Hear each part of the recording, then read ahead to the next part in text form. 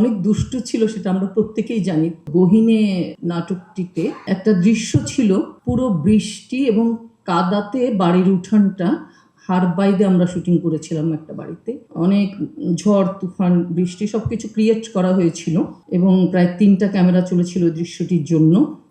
সেই দৃশ্যে শিল্পীদের মধ্যে ছিলেন আমাদের শ্রদ্ধাভাজন আসাদ ভাই, রাইসুল ইসলাম আসাদ, সুবর্ণা মুস্তাফা, সাবিরি আলম, ওয়াহিদা মল্লিক জলি, জিতু হাসান, আমি, শান্ত সুমন, বন্যা মির্জা, আরও অনেকে হয়তো ছিলেন একটি দৃশ্যে। কাদার মধ্যে মারামারি হচ্ছিল জিতু হাসান এবং শামসুমনের মধ্যে। আমরা বাড়ির মহিলারা তাকে ওই যা হয় আর কি গ্রামীণ সেই কাজটা আমাদের চরিত্রের, এবং সংলাপ ছিল, চিৎকার করে সংলাপ করতে হচ্ছে। এর মধ্যে সুমন মারবে জিতুকে, হঠাৎ করে হাতটা ফসকে গিয়ে সুবর্ণাপার মুখের মধ্যে পড়ে গেল হাতটা। হতেই পারে, এতটাই প্রফেশনাল। তখন দেখলাম আমাদের অগ্রজ শিল্পীরা, সুবর্ণা মুস্তাফা 1 মিনিটের জন্য রিয়াকশনটা ছাড়েনি, কারণ 3টা ক্যামেরা চলছে, বৃষ্টি পড়ছে। সুমনকেও উনি সুমন সাথে সাথে সেটা নিলেন এবং সুমন একটু বিব্রত না হয়ে অভিনয় চালিয়ে যাচ্ছিলেন।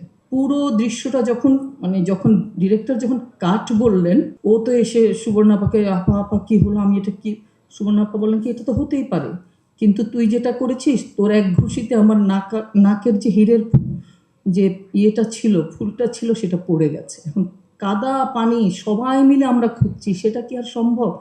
সুবর্ণাবা বারবার বলছে যা গেছে গেছে, সুমন তোর পরবর্তীতে শট আছে, তুই ওটার জন্য রেডি হো। স্বাভাবিকভাবে সুমনের একটু খারাপ লাগছিল, দুটো কারণ মিলে, নাকের ফুলটা এবং ওনার গায়ে হাতটা উঠে গিয়েছিল। হঠাৎ আমরা খেয়াল করলাম শামসুমনের বুড়ো আঙ্গুলের নখটা পুরোটাই উঠে গেছে এবং সেখান দিয়ে রক্ত বেরোচ্ছিল। ওর না ওদিকে খেয়ালই ছিল না। আমরা বললাম এই সবাই খেয়াল করলাম, সাথে সাথে সুবর্ণাপা চিৎকার দিল, ফার্স্ট এড আনো এখন। সে বারবার বলছে আমি এটা কী করলাম, নাকফুলটা সবাই মিলে। ওকে কোনোভাবে এতটাই আবেগপ্রবণ, আমরা আসলে যারা কাজ করি আমরা জানি, প্রত্যেকে হয়তো আমার সাথে একমত হবেন। যাই হোক, ওর যে পায়ে এতটা যন্ত্রণা হচ্ছে আমরা প্রত্যেকেই জানি। আমাদের একটু নখের একটু হলে আমরা কী পরিমাণ কষ্ট পাই। সুমনের নখটা উঠে সেখান থেকে রক্ত বেরোচ্ছিল, কিন্তু সুমন বারবার বলছিল আমি এটা কি করলাম। পরবর্তীতে আমাদের যেহেতু প্রফেশনাল কাজটা করতে হয়েছে, কিন্তু তখন দেখেছিলাম একজন শিল্পী তার নিজের শারীরিক কষ্টটা সে ওই মুহূর্তে একদমই অনুভব করছিল না যখন সে কাজটা করছিল। প্রত্যেকে বোধহয় তাই হয়। এই হচ্ছে সুমনের সাথে আমার টুকরো টুকরো স্মৃতি। বন্ধনের আমরা একসাথে সবাই ছিলাম, আফসানা মিমির প্রোডাকশন। সেখানে আমরা অনেক স্মৃতি, অনেক গল্প, মেকআপ রুমের অনেক গল্পটা হয়তো সব কিছু বলা যাবে না। ওর যে অনেক দুষ্ট ছিল সেটা আমরা প্রত্যেকেই জানি।